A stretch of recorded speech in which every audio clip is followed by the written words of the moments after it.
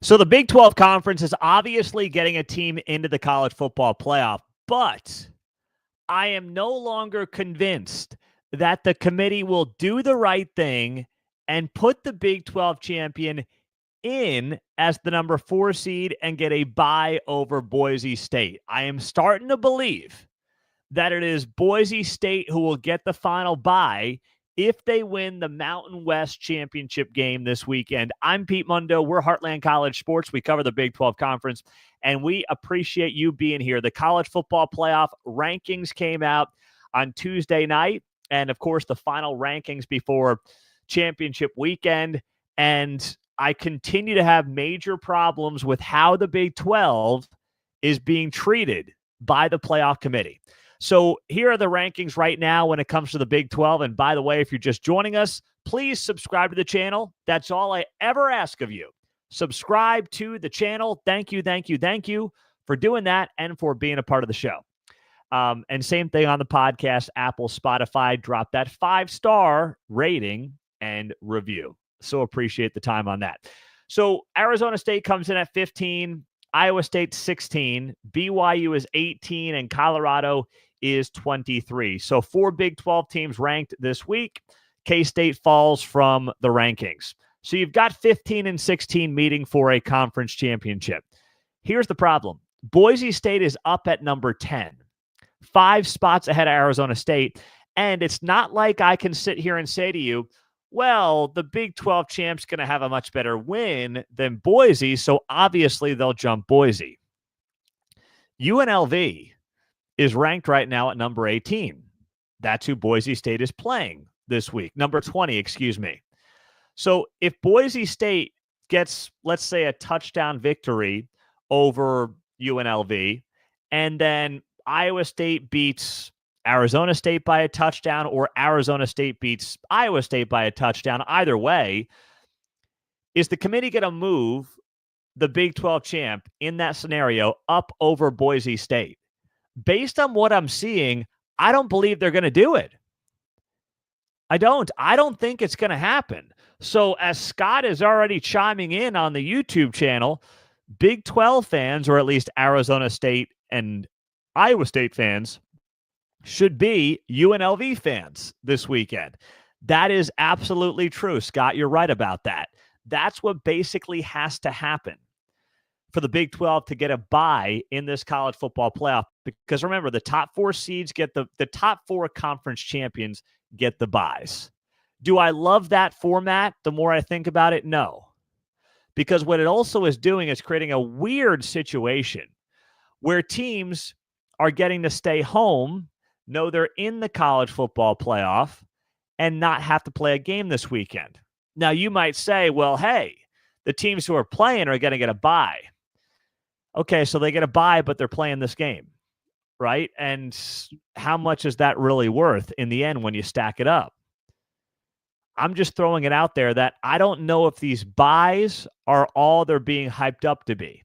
That being said, it is indisputable that the Big 12 champion should get a bye over Boise State. And it's frankly not even all that close.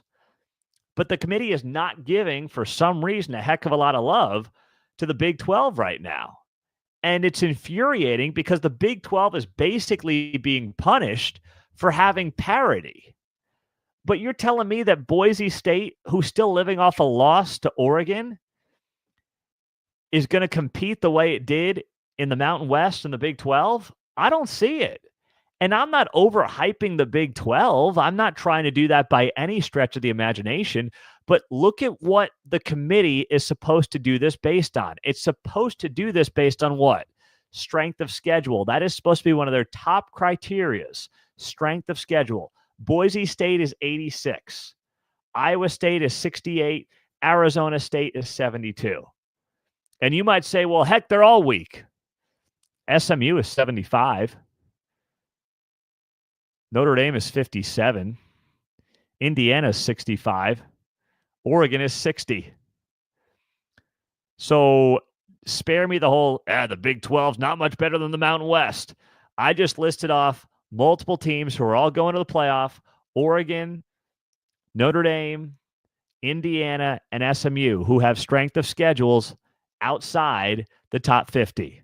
So don't make it about the Big 12 conference here. Let's be real. Don't make it about the Big 12. That is not what's going on. That's not the conversation. It's not just about this conference. But the Big 12, top to bottom, is worthy of having a bye. And I'm sorry, the Mountain West Conference champion is not. It's just not. But it's amazing when you look at these rankings, right? And you say, okay, well, let's see. Boise State moved up a slot. Who did they play last week? Oh, they blew out Oregon State. Very nice. Well done. What did UNLV do? Oh, they blew out a bad Nevada team who's 0-7 in the Mountain West Conference, and they won that game 38-14. Congratulations. They get to move up a couple of slots for that kind of a performance. Oh, good for them, I suppose. But the Big 12 right now is looking like it will be on the outside looking in when it comes to a bye, which means if it's Arizona State, let's say, or Iowa State coming in potentially at number 12 in the seeding, what is that going to mean? Well, that means they're probably going on the road to potentially a Notre Dame, a South Bend, Indiana mid-December game, which is going to be a lot of fun. Well, Iowa State is better suited for that, let's just say, than Arizona State is. But either way, it'll be fun. But it puts the Big 12 in a very tough spot with one team in having to go on the road in the first round of the college football playoff. It's like this thing is not set up for the Big 12 to look all that good. And that's frankly how it's looking right now. Right? Now, I don't know what the committee's going to do with Notre Dame not playing a game this weekend. Like, if Oregon ekes out a field goal win over Penn State, well, Penn State can't get a top 4 seed because the top 4 seeds are going to the conference champions. So does Penn State then get the 5 slot, and does Notre Dame get moved down to 6? Frankly, I would do that if I was the committee, because I don't like rewarding Notre Dame for not playing in a conference championship. It is long overdue for Notre Dame to get its butt into a conference, but this system is working out great for them. They're kind of in a league. They're kind of not in a league. They get to do whatever they want to do. They never have to play this weekend. And frankly, if they go 11-1 every year with their schedule, they're probably in this thing. And they might be in it, depending on the losses, if they go 10-2. It's crazy how this deck has been stacked in many respects for Notre Dame. Heck, if we still had a 4-team playoff, Notre Dame might be in a great position to make a 4-team playoff, because think about it. Oregon plays Penn State, they're 1-3. Texas plays Georgia. The winner of those 2 games would get in. And then what would you do? If Oregon loses, they probably still make the playoff if it's only 4 teams. They'd be 12-1. So you probably would have Oregon and Penn State. Let's just say Penn State were to pull off the upset. But if Penn State loses, Notre Dame probably jumps them. Like 4-team or 12-team playoff. This is such a great setup for Notre Dame, where they might have even gotten in this year with a 4-team playoff setup and a strength of schedule that is not good. It ranks 57th in the country and not playing in a conference championship game. That's pretty wild when you think about it. And let's be honest. You can say, well, look at all the ranked wins they have. They have 1, 2, 3, 4 ranked wins. They were playing the service academies on some of those ranked wins. God bless Navy. God bless Army. I mean, I love what the men and women of these universities end up doing, serving this nation, putting their lives on the line for dopes like us to talk about college football. But please, can we stop with comparing ranked wins when it comes to Army and Navy? They lost to Northern Illinois. They beat Texas A&M at a different point in the season. And Louisville, okay, that's a nice win, but when your best win is Louisville, I'm not going to go crazy over it. USC is down this year. Florida State stinks. The schedule is so unimpressive for Notre Dame.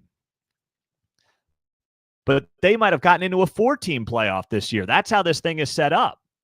So what we're going to learn after this 12-team playoff selection on Sunday is that we thought more teams would fix the problem. It turns out it's only making the problems more complicated. That's the issue here. It's not solving anything. It's only making it more confusing, and it's making me wonder why we're bothering with conference championship games.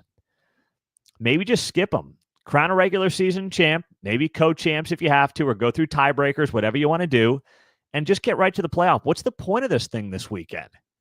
And I hate saying that because I'm a college football traditionalist who loves this sport, who loves the Big 12, who advocated and lobbied for the Big 12 to bring back the conference championship when the Big 12 got screwed in year one of the college football playoff. Remember, you had Baylor and TCU both with identical 11-1 records.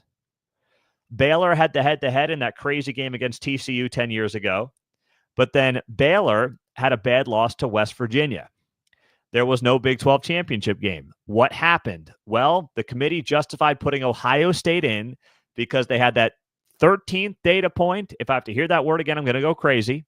That 13th data point, it still gives me PTSD hearing about that. And they had a conference championship title. The Big 12 didn't have that. So the committee got to easily say, forget the Big 12, forget Baylor, forget TCU. We're putting in Ohio State. And that's exactly what they did in 2014.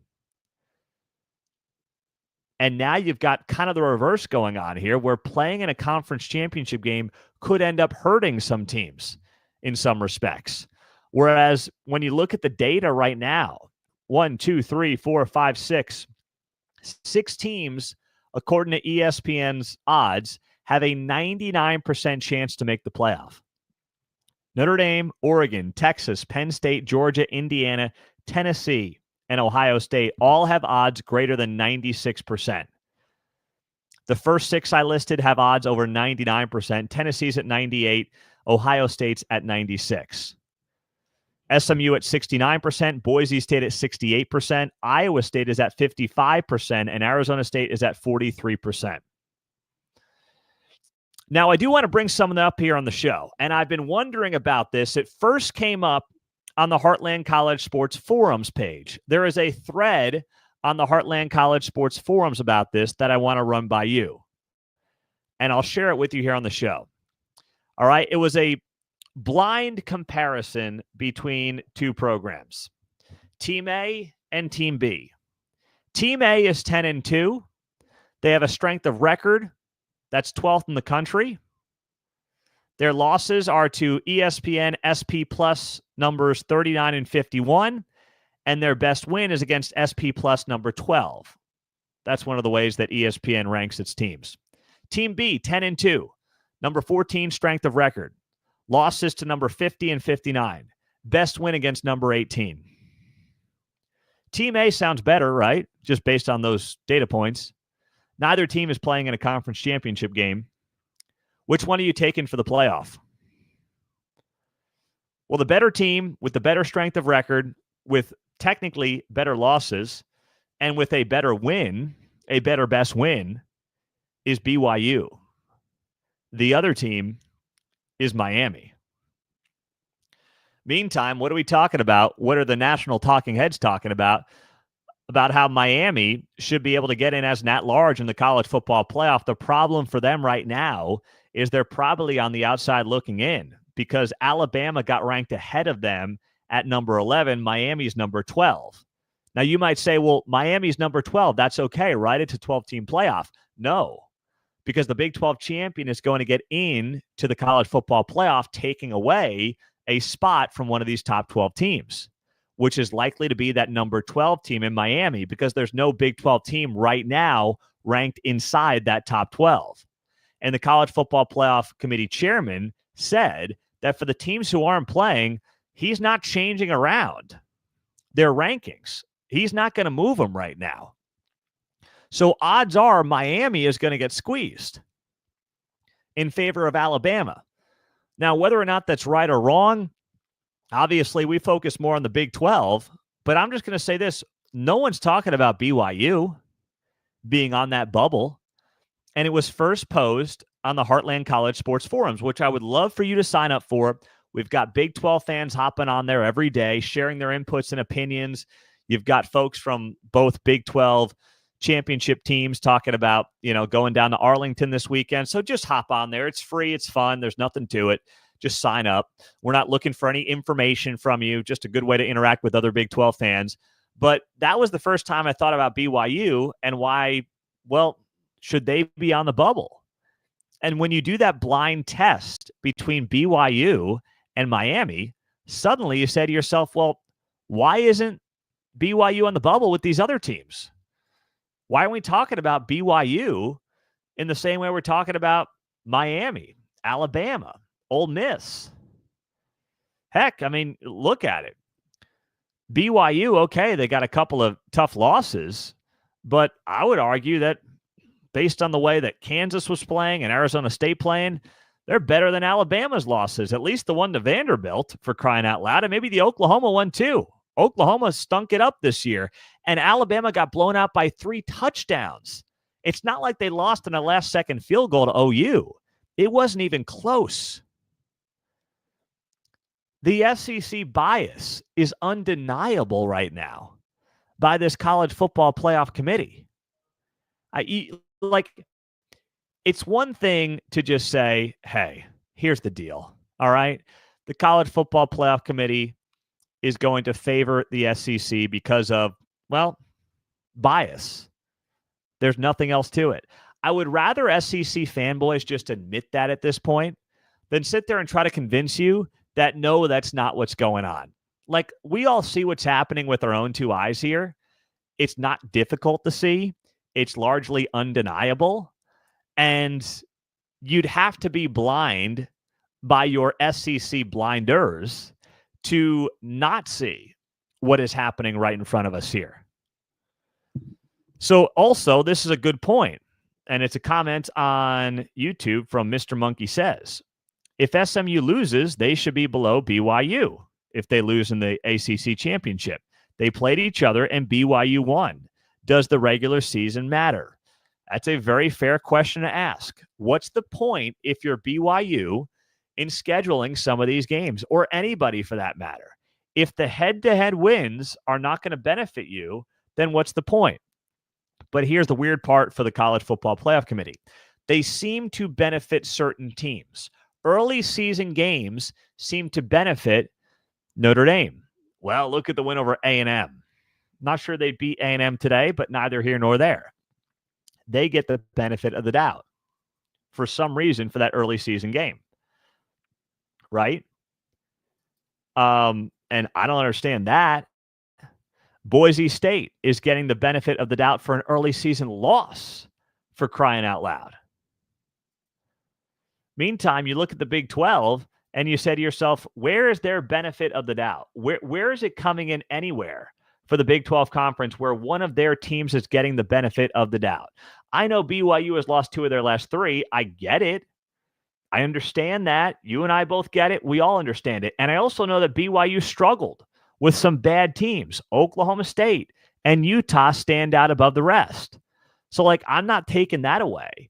But if head-to-head doesn't matter at all, which is the feeling I'm getting from the College Football Playoff Committee, then why are we doing any of this? Remember, 10 years ago, the point was schedule tough out-of-conference games.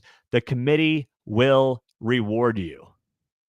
There is very little evidence to suggest the committee is really rewarding anybody for highly difficult non-conference games. You tell me who's getting the benefit of the doubt because of that. And that ties back to something Chris Kleiman said a couple of weeks ago, the K-State head coach. He basically said, let's get rid of these big-time Power 4 non-conference games or reduce ourselves to 8 conference games. It makes you wonder, how might things have gone differently for West Virginia? They had 11 Power 4 games this year. Nobody else in the country had more than West Virginia. I'm not saying the Mountaineers season would have gone any better. I'm not saying Neil Brown would have saved his job. I'm just pointing it out. And that is different than what Alabama and all of the SEC does, where they give themselves a nice little bye week in November, little week off before you hit the home stretch. It must be nice. Couple of SCS games on the schedule. It's a joke. And they get away with it because, SEC bias. And nobody else says anything, or at least not enough people say anything about it. And ESPN will never say anything about it because ESPN is not incentivized to say anything about it. I'm Pete Mundo. We are Heartland College Sports. We appreciate you guys being here, as always, as a part of the show. We will, of course, be all over the Big 12 Championship this weekend. Make sure you stay here. You subscribe to the channel. That way you don't miss any of the great content coming your way. We're still working on some big-time guests to get on the show this week ahead of the College Football Playoff Selection Sunday and, of course, ahead of the Big 12 Championship game.